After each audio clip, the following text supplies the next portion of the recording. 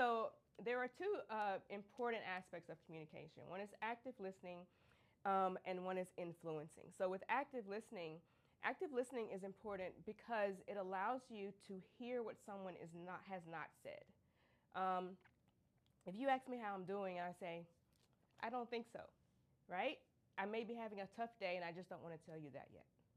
Um, but if I say, actually, I'm having a really good day, that sounds more convincing, right? So if you're actively listening to me, you will pick up on those things, and maybe if we're close friends, you'll dig a little deeper. When you're talking about influencing someone, for example, maybe you want them to buy a product or you want them to hire you. You want to influence them in how they make this decision, which means that you want to talk to points that are important to them. So you want to target things that they value, right? So if you're with an employer and you know that this company is intending to grow over the next 3 years, you want to say in your interview how you can contribute to that growth over the next 3 years. You do want to emphasize your education and what you've done in the past, but it is more their goals, and then you will influence them in making that decision. So in a workplace environment, you're most likely not going to have a homogeneous group.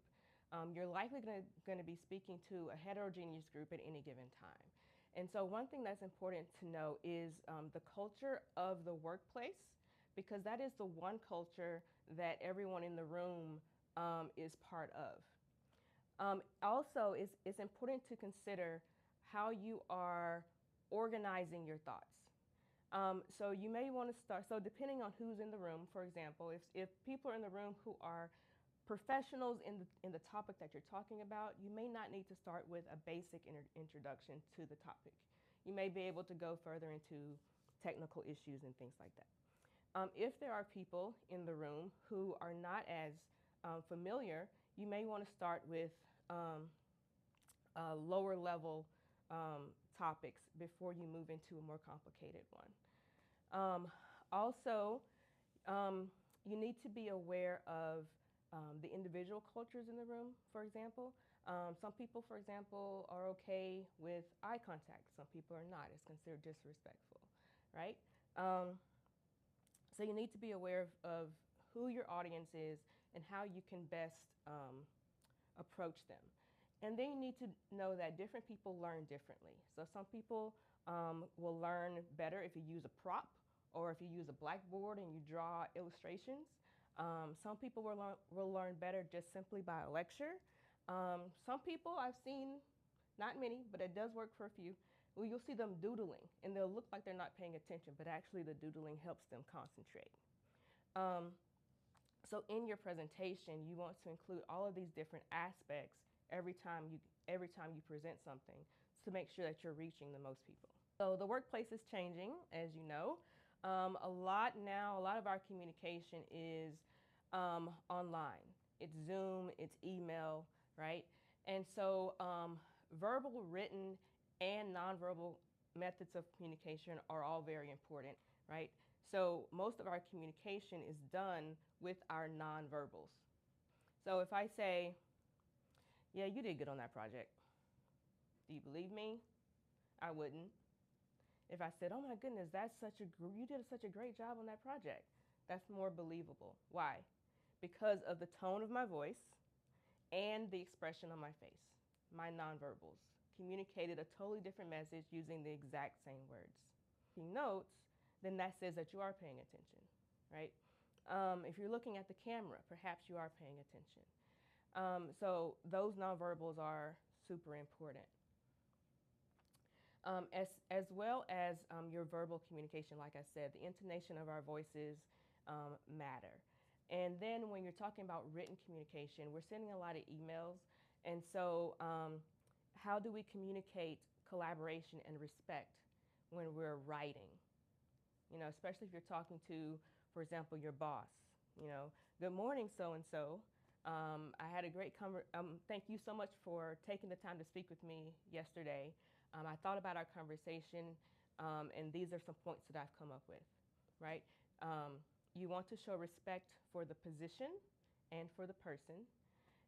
in everything that you write. It's also important to be able to write well, communicate in written form well, because liability is attached to what you write. Hi, I'm Dr. Cline. Hi, Maria. Nice to meet you. It's nice to meet you too, Maria. So, I've been meaning to ask, how do you adapt your communication style to your audience?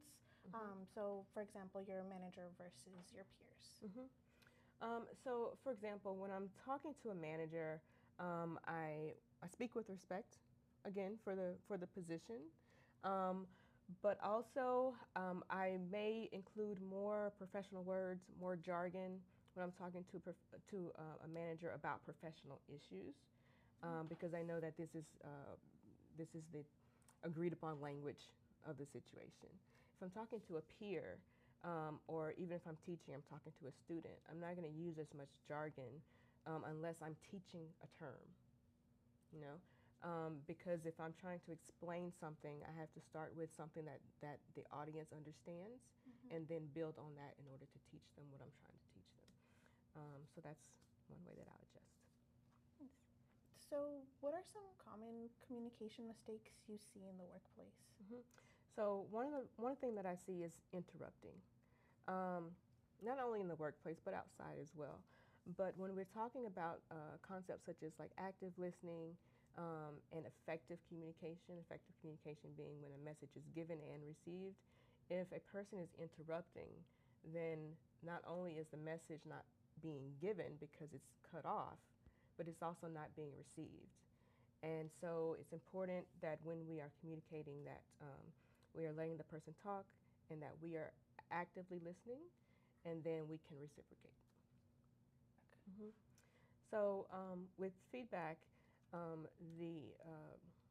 the formula is to sandwich the negative feedback with positive feedback. So you start with something positive, maybe even two positive things, something the feedback that you want to give, and then two positive things. So I might say, you know, hi Maria, I looked at your report. It was very thorough. I loved how clearly you wrote everything that you were trying to say. I would like to see a little bit more color in the graphs just because it helps to communicate better with the audience. But I appreciate how thorough you were and how well you assessed the data, right? So then you just have to go back and look at the charts and make a few changes, right? When I'm dealing with giving constructive feedback, what did I say? No, difficult conversations, sorry. When I'm dealing with having difficult conversations with someone, it's similar, but also I like to, the part about difficult conversations that make them difficult is that you want to be respectful and honest. And so I use an acronym. It's called THINK. So I say things that are thoughtful, honest, intelligent, necessary, and kind. And also I use I statements. So I feel, I think, I need, I want, not you did this, you did that. I keep it in the I, right? And I felt this way. Am I correct? And that person can say, no, you're not. I was having a hard day and it really wasn't anything like that, right? So not only am I not ruminating over something that I think is offensive that really doesn't exist, but I'm also salvaging the relationship. So if I say, let's say someone cooked me a meal, how'd you like it? And they say, how'd you like it? I say, oh, it was so good. You know, I love the peppers and blah, blah, right? And I'm excited. That's believable. I say, they say, how'd you like it? It's like, yeah, it was good. That answer is, meh. You know, that's what that means, right? And so my tone matters. If I am trying to present that I'm interested in a conversation and I'm sitting like this, right? I'm closed off, I'm slumped over, I'm not intentional. If I'm sitting like this, I'm more open. I can use my hands to show that I'm communicating with you. I can mirror your angle to build rapport. That actually works as a psychological thing. And so all of these things play a role. So, what is one thing that you would love to tell a recent graduate? To take your time and to don't be hard on yourself. Don't be judgmental to yourself. I think for me, when I entered the workforce, um, there's a there's a weight of you want to be perfect. You want to do things so well. You're just getting out in the workplace, and of course you will, but also you will learn as you go. So allow your experiences to teach you as you move along. Um, use the wisdom and the knowledge that you've gained since you've been in school and in your life experiences, but don't beat yourself up. That's what I'd say. Thank you for watching. As you're thinking about the next steps in designing your life and career path, consider making an appointment with a career advisor in the University Career Center by visiting the University Career Center website. You may also explore career readiness best practices by visiting the National Association of Colleges and Employers, or NACE website. While we know most career paths are not linear, the University Career Center is here to help you build resilience, embrace uncertainty, and develop a multi-pronged plan that will help you achieve your life and career goals. Through thoughtful consideration and planning, we know life's journey will take you exactly where you need to be. Cheers. Thank you to our sponsors, Blackstone Launchpad.